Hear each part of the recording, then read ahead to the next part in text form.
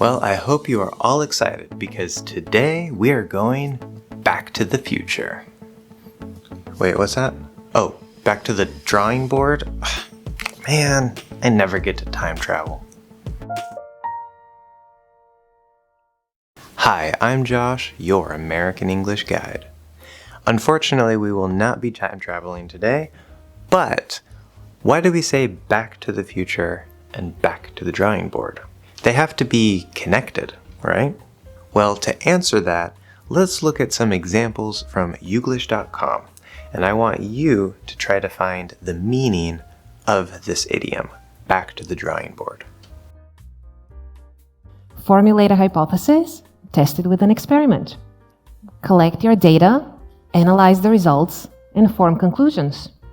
If your hypothesis is supported, share your results with the world. If not, go back to the drawing board. But the storytelling chapter was not like that at all. I paused and I did a lot of research and I tried to organize it one way and then realized that wasn't working, tried to organize it another way. So it was a lot of going back to the drawing board and trying to figure out how do the pieces fit together. You've got to test, go back to the drawing board, redesign, and test again. So again, with that user feedback, went back to the drawing board, came up with a better design, 20 pounds lighter. This was a major crisis for the team. It sent them back to the drawing board. And they came up with a beautiful new perspective. We're going to go back to the drawing board, maybe try it again sometime soon, but don't worry, our normal format is not going anywhere. Now, if everything goes horribly wrong, only a few people are going to know about it and you can go back to the drawing board. So, like you might think, this idiom means that you are going to start again from the beginning after you tried and failed.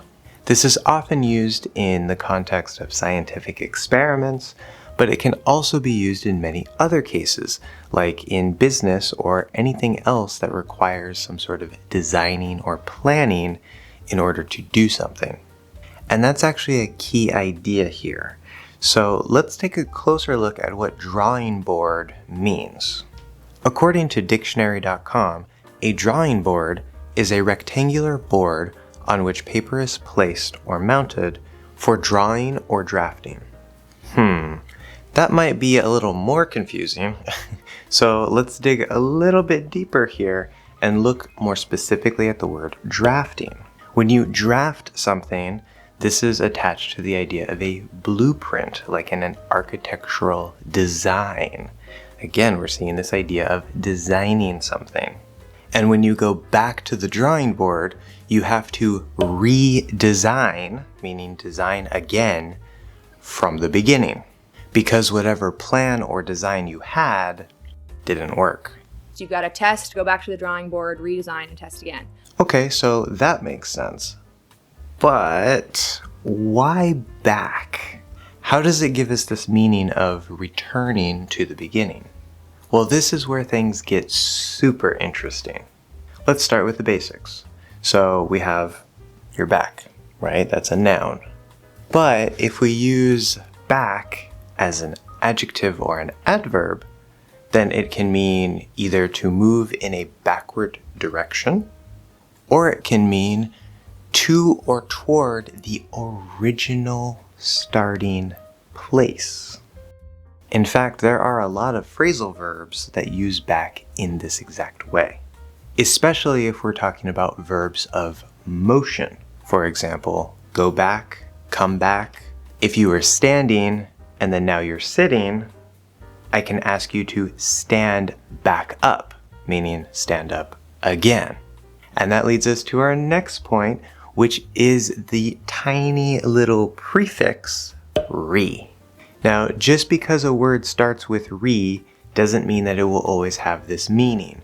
But the meaning of this prefix is either back to the original place or again. For example, you can redo something, meaning do something again, such as rewatching all of your favorite English Hacks lessons. And this is actually why we say return. If you go somewhere and then you return, you are coming back.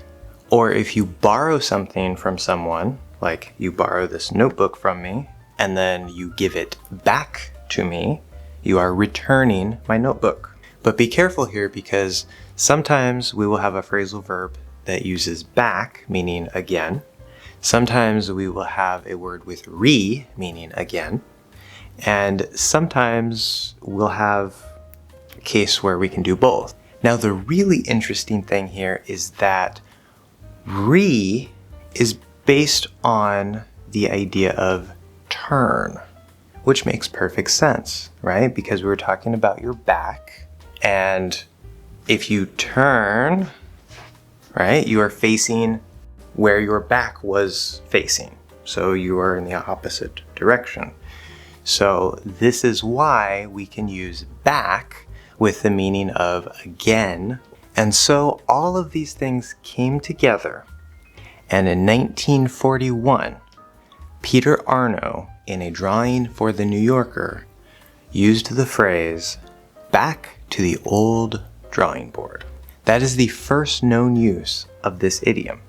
And everything that I just explained is why this phrase naturally developed in the mind of a native.